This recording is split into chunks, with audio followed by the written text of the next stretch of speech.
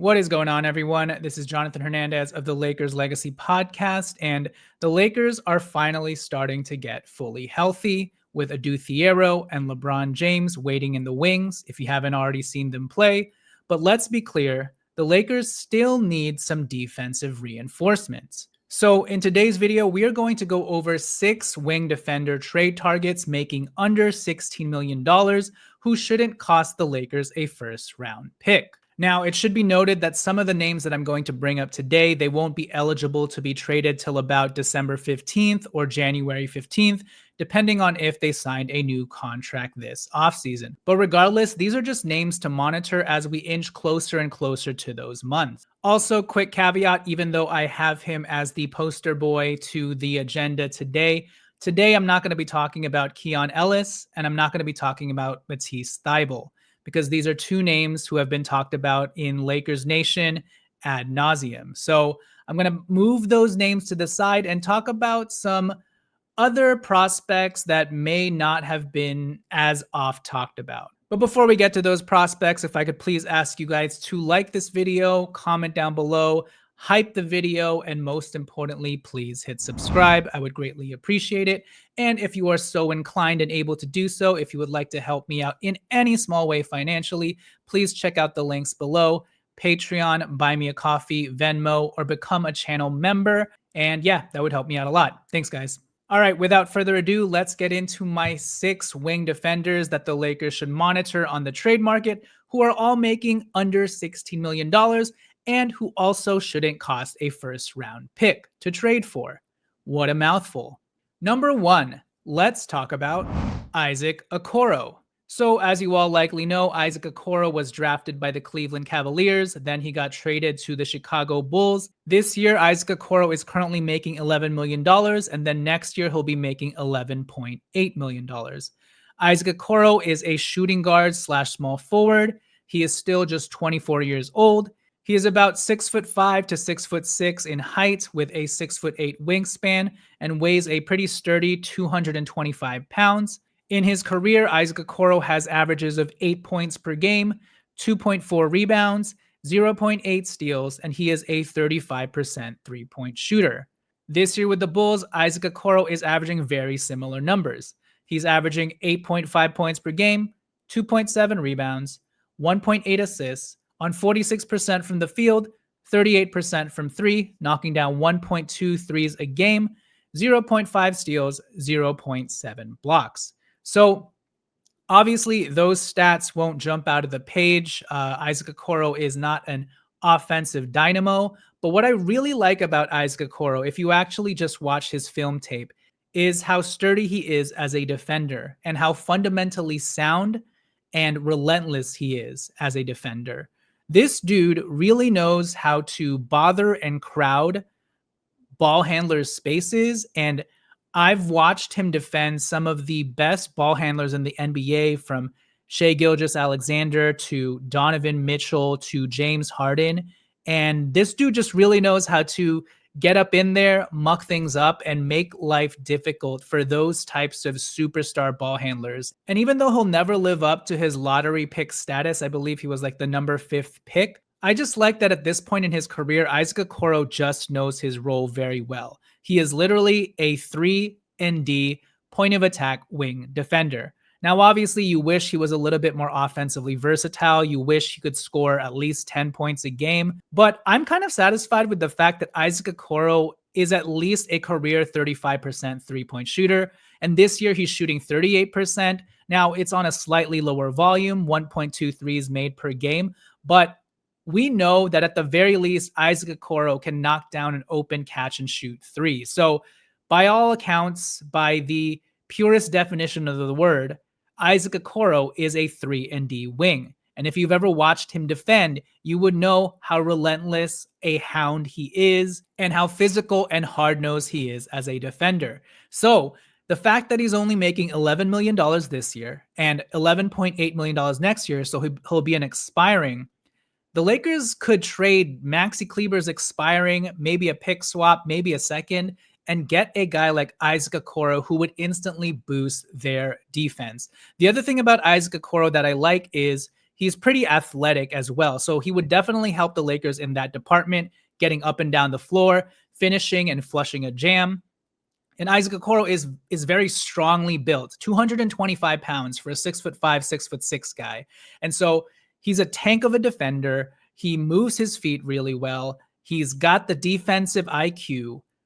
I mean, Isaac Okoro, he doesn't have the highest ceiling, but he's got a pretty high floor if you're just looking for someone to raise your defensive baseline. And I think a guy like Isaac Okoro, he's not going to cost you a first round pick. Maybe he'll cost us Dalton Connect, but at this point, I would do that because Isaac Okoro is probably younger than Dalton Connect. He's only 24 years old. They might be in the same age range right now, but in my opinion, Isaac Okoro would be a very solid and smart trade target to monitor from the Lakers end because he shouldn't cost too much to get. All right, let's move on to my number 2 trade target, and let's talk about Derrick Jones Jr. of the Los Angeles Clippers.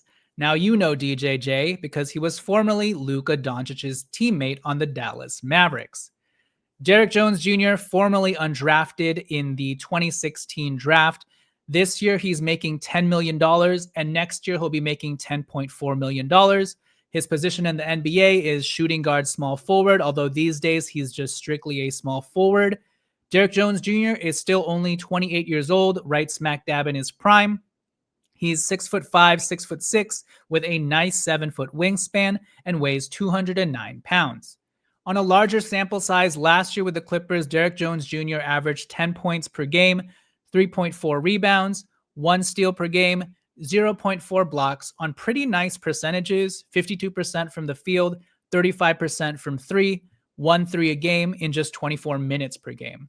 This season, he's actually doing a little bit better with the Clippers. Now, it's only a small sample size of about 14 to 15 games, but this year with the Clippers, Derrick Jones Jr. is averaging nearly 11 points, 2.5 rebounds, 1 assist, 1 steal, 1.1 blocks, which is pretty impressive for a shooting guard / small forward, but he's very efficient from the field once again, 54% from the field, 34% from 3, knocking down 1.3 threes made per game.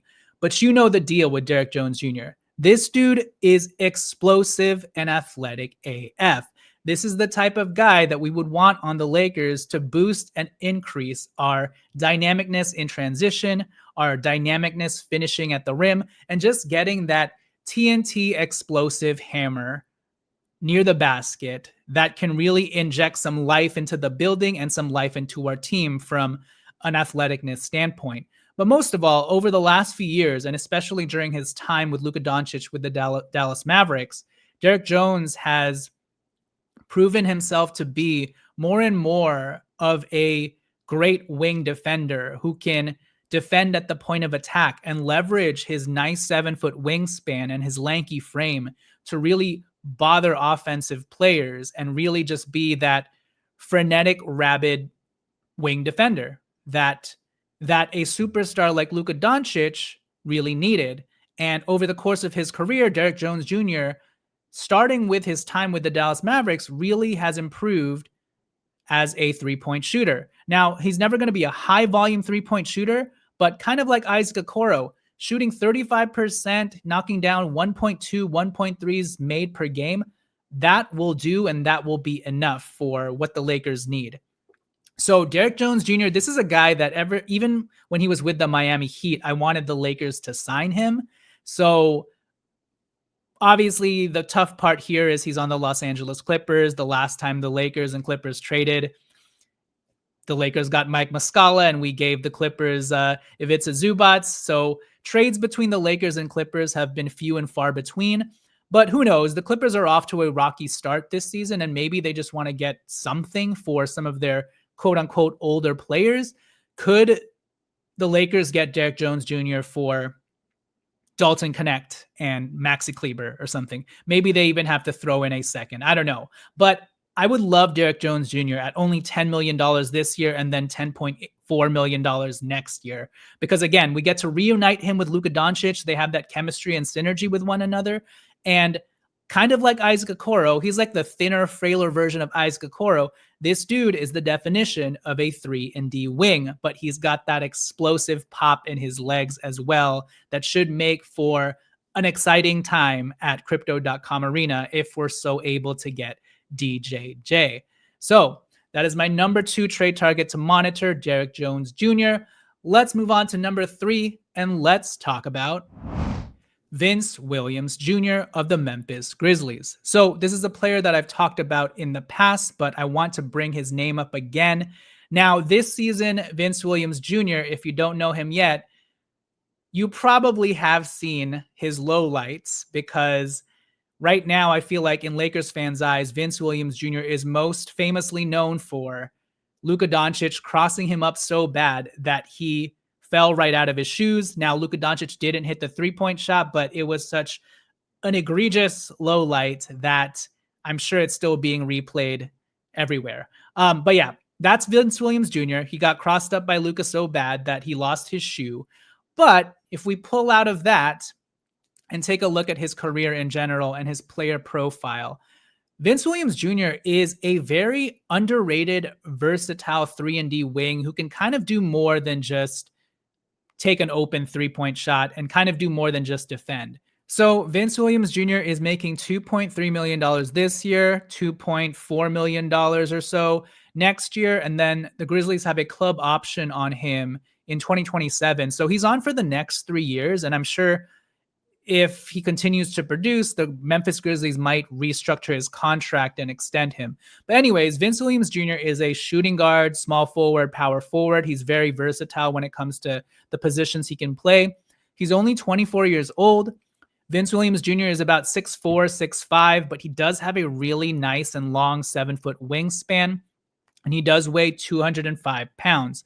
Now, Vince Williams Jr. last season was pretty injured and he barely played, so I don't even want to bring up his stats in that respect. I do want to bring up his stats in the 2023-24 season because that's when he got the most time, that's when he got the most reps with the Grizzlies, and that's when he was really able to establish himself and show off a little bit of everything he could do. So in 2023-24, Vince Williams Jr. averaged 10 points per game, 5.6 rebounds, and 3.4 assists. Imagine your 3-and-D guy being able to dish the rock as well.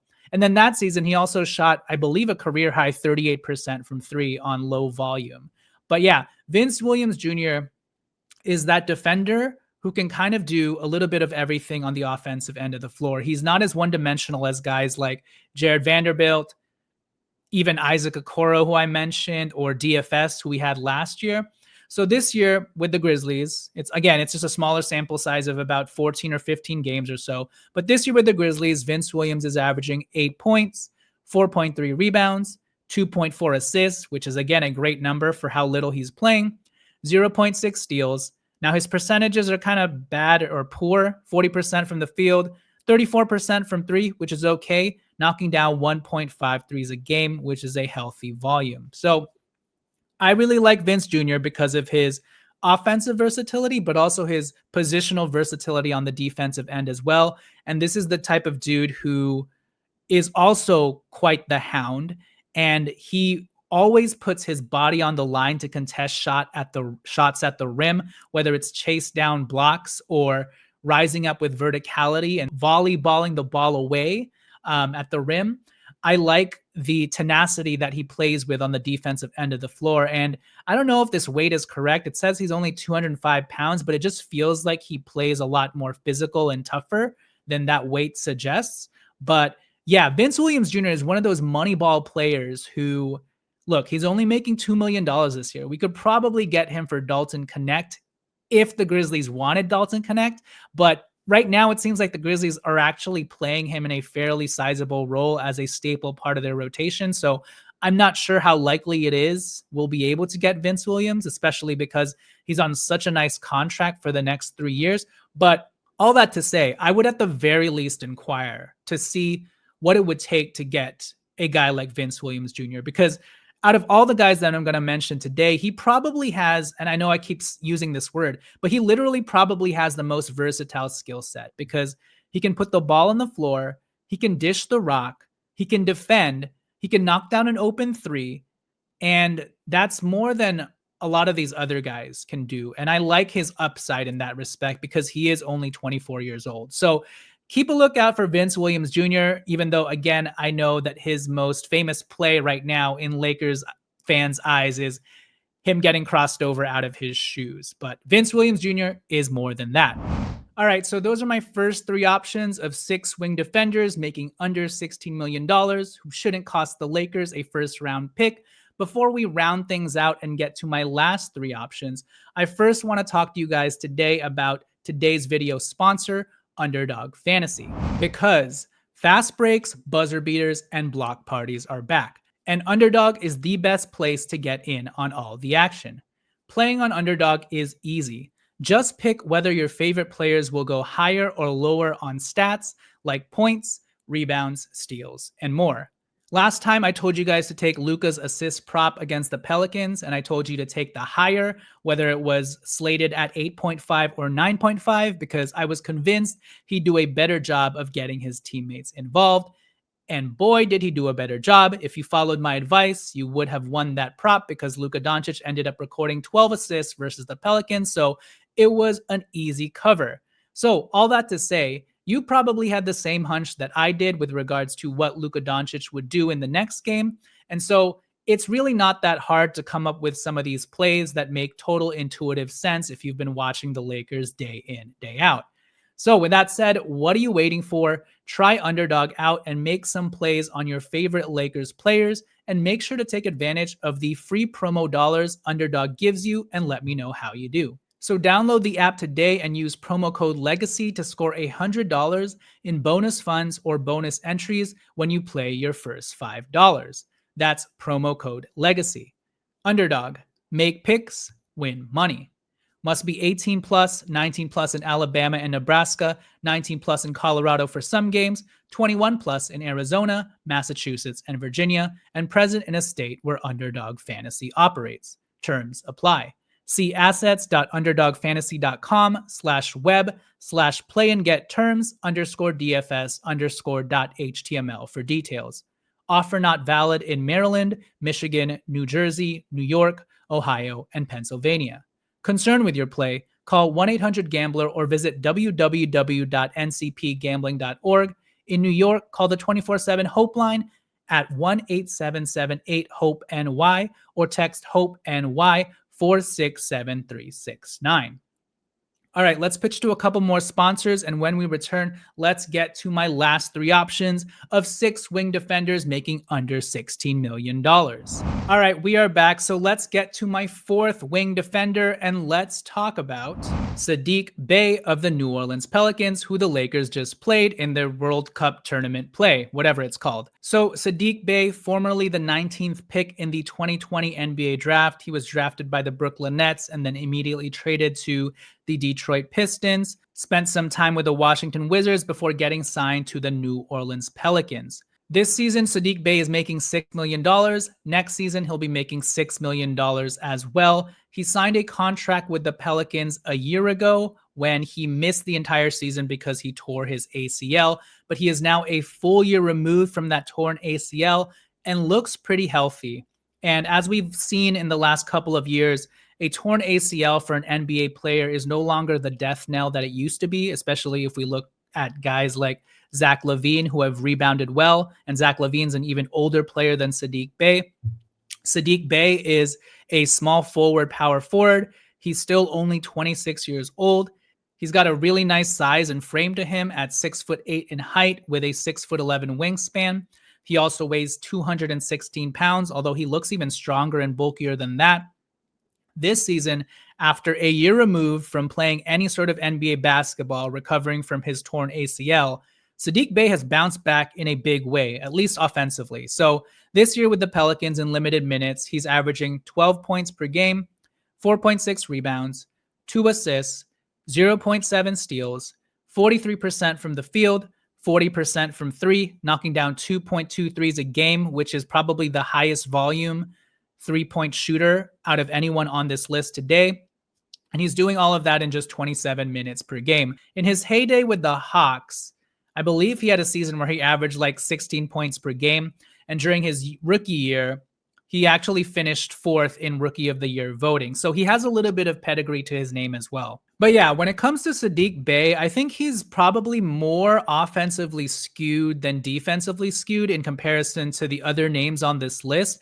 But I do like the fact that he's got a really strong, sturdy frame to him. He's really physical and knows how to fight for position down in the post. He's a really good ball hawk sort of player and will always be that dude who will dig and swipe for the ball, jump passing lanes. When he's in the post, he can hold his ground against like even power forwards like Aaron Gordon and swipe the ball away from them. He's a good defense to offense player who can sort of defensive playmake and get turnovers on another team. I'm not sure how fundamentally sound he is as a positional point of attack defender or as a team defender. Although, again, as I mentioned, he does help a lot and get steals as the help defender or weak side defender. But theoretically, given his frame, 6'8", 6'11", I think that you can sort of mold this player into a dude who can really fit JJ Redick's scheme and system because he does have a high motor. He does have, again, that strength and physicality that you'd like. And then on the offensive end, he's not only is he not a complete zero, he's probably the most offensively potent player out of this list of defenders that I'm bringing up today. Again, in his heyday with the Hawks, he averaged 16 points per game. I believe he had another high percentage three-point shooting season. This year, he's off to a great start, 40% from 3, knocking down 2.2 threes a game. Like, that's huge. He's also averaging 2 assists, which is pretty good for a wing player, averaging only 27 minutes per game.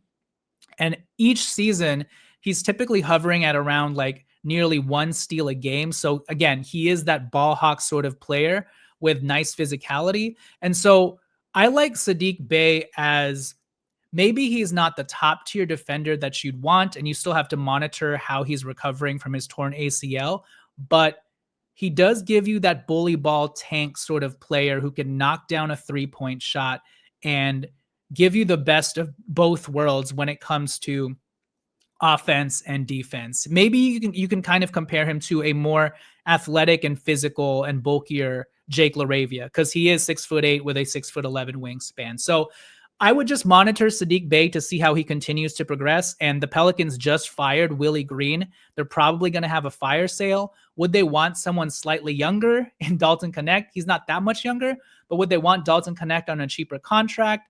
Maybe we have to throw in a second or something. But Saddiq Bey, I like that he can kind of do a little bit of everything, sort of like Vince Williams, but is also the best shooter out of this group. So you probably, again, have to work on him a little bit to get his defensive proficiency and IQ up, but I think he has all the tools there, and he has at least shown in the past the ability to swipe the ball away, muck things up, and get some steals and push guys out of position. So there is Saddiq Bey. Let's move on to my 5th option, and let's talk about Zaire Williams. So at this point, if you've been following this channel, I've brought up Zaire Williams' name, I feel like 6 times over the last year at this point. About this time last year, I was talking about Zaire Williams as a trade target as well. This summer, I was asking for the Lakers and begging for the Lakers to sign him as a free agent. He ended up re-signing with the Brooklyn Nets on a 2-year, $12 million contract. He's making $6 million this year. He'll be making $6 million next year. And the Nets actually have a club option on him next year. So this is a bargain and steal of a contract that they have him on. Zaire Williams is a small forward. He's still only 23 years old. He's got great height and size to him, 6'9" with a 6'10" wingspan. Now, he's pretty lanky and frail, only weighs 185 pounds, but the way that he moves, he's super fluid. He chops his feet up really well, teleports around the court. He's a really good, I was mentioning Saddiq Bey as a ball hawk, but Zaire Williams is the true ball hawk out of this group. He really knows how to snatch that ball out of the air, swipe it, muck up passing lanes, get out into transition. Last season with the Brooklyn Nets, he averaged 10 points per game, 4.6 rebounds, 1 steal a game, and hit 1.6 3-pointers a game, which I believe was like a career high in terms of 3-point volume. And so I really like the way Ziaire Williams has progressed on both the offensive end and the defensive end. I've mentioned it before, but Ziaire Williams, I could see being sort of like on the baseline floor, on the lowest rung. He kind of reminds me of Cam Reddish with the way that he defends at the point of attack, but the best versions of Cam Reddish, because Cam Reddish for the Lakers was a very valuable point of attack defender when he was firing on all cylinders. It's just offensively, he was not there. And I believe Ziaire Williams has a much better offensive floor and ceiling, as he's shown in the last 2 years. And this year with the Nets, he's averaging similar numbers to what he did last season on 2 minutes less per game. He has a lesser role this year because the Nets brought in so many point guards from the draft and are figuring things out. But this year with the Nets, Ziaire Williams is averaging 9.7 points per game, 2.4 rebounds. Pretty porous percentages right now, although it's a small sample size early in this season. 39% from the field, 31% from three, but he is hitting his highest volume from three-point land, 1.8 threes made per game, and he is still averaging 1 steal per game and doing all of this in just 22 minutes per game. But with Ziaire Williams, I really bank on his upside and youth. 23 years old, I bank on his length, his versatility on the offensive end of the floor as someone who can cut off ball in the dunker spot, cut baseline, jam it down. He's pretty athletic, even though he is frail. Not as explosive as Derrick Jones Jr., but maybe a rung or two below Derrick Jones Jr. They kind of remind me of the same player, maybe because of how frail they are. But the thing with Ziaire Williams is he's like a legit 6'8", 6'9". And so to have that sort of true wing defender at that height is pretty valuable. And again, each season he's sort of improved offensively and continued to improve as a shooter, even though the percentages right now early on in this season don't necessarily bear that out. I just like that he's been getting threes up in volume.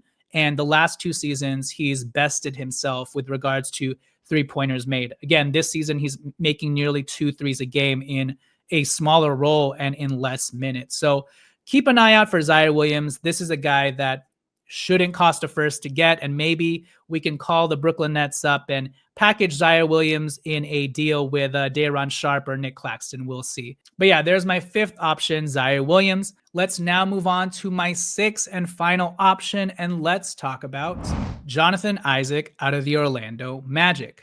Now, Jonathan Isaac was formerly the number 6 pick in the 2017 draft. This season, he's making $15 million. Next season, he'll be making $15 million. The season after that, he'll be making $15 million. He'll be making $15 million all the way till the 2028-29 season. And I know that'll scare a lot of people off, but each year his contract is non-guaranteed and he has to meet a 52-game threshold of games played in order to get that full guaranteed amount. And I believe his team, I have to look at the stipulations again, but I believe that his team can cut him if he's not meeting that threshold each year. So to me, even though the contract is pretty porous and it goes on till 2028, 29, and we are talking about a perennially injured player in Jonathan Isaac, I kind of just want to take a chance on the upside. So Jonathan Isaac, he's a power forward at this stage of his career. He's 28 years old, should be smack dab in his prime, 6'10" with a 7-foot wingspan, weighs 230 pounds. I'm not even going to read you his stats this year because he's only playing around 9 minutes per game, averaging like 2 points, 2 rebounds, 0.5 steals, 0.5 blocks. But if you know anything about Jonathan Isaac, this dude, even when he's only playing 15 minutes a game, and I believe the Magic have capped him to about his max that he can play in a game is like 20 minutes. So in a lot of respects, he's sort of Jared Vanderbilt in this respect. But if you've ever watched Jonathan Isaac play defense, this dude is like, and again, you can only watch him in 15-minute bursts, but when he's out there on the court, he's a complete defensive anchor. He can protect the rim, but he can lunge out to the perimeter and defend at the point of attack.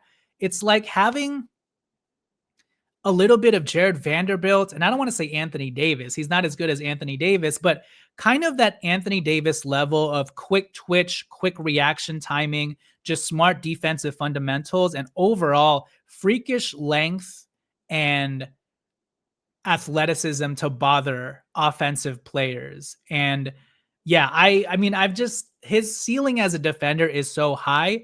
The question with Jonathan Isaac is always health related and whether he can actually play for more than 50 games a season, whether he can play more than 20 minutes a game. But honestly, even a player that I know, even if we get a player who can only play 15 to 20 minutes per game and he's capped at that amount, I'm okay with that because Jonathan Isaac is such a force on the defensive end of the floor that I'd be willing to just raise our floor in that respect because he could really be a game changer as a rim protector, as a perimeter defender, as a team defender who communicates with other guys and can, rotate very crisply because of how long and athletic he is.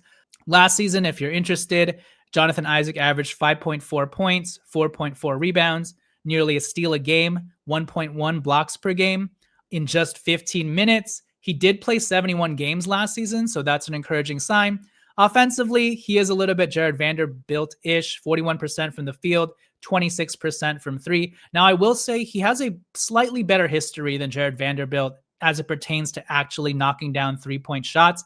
I don't think he's Vando levels of offensive ineptitude, but he's not that much better, I guess is what I'm saying. I do think he's a much stronger, more physical finisher at the rim, even though his 41% from the field last season will probably say otherwise. But I think he probably shot too many jump shots. But in terms of a guy who can really finish and dunk strong underneath the basket, he's much better than Vando in that respect. And so, yeah, Jonathan Isaac, it's more of a wild card, high upside swing, much in the same way that, if we tried to trade for a guy like Robert Williams, I believe that even though he would only play 15 to 20 minutes a game, the potential outcome, if everything hits, if he is able to stay healthy, if he is able to play in the playoffs, the potential upside of what he could bring is so tantalizing that I think it's worth a swing. And because he's on this crazy contract of $15 million for the next 4 years, I feel like the Magic will just give him away for free. I feel like we could get Jonathan Isaac for Maxi Kleber's expiring,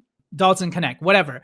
The only problem is I'm not sure the Lakers will want to tie up their books, even though he is non-guaranteed and does have these injury stipulations each year. I'm not sure if they would want to tie up their books every year with this pending $15 million asterisk contract with Jonathan Isaac. But if they were willing to take that salary on, take that risk on, count me as being on board for that.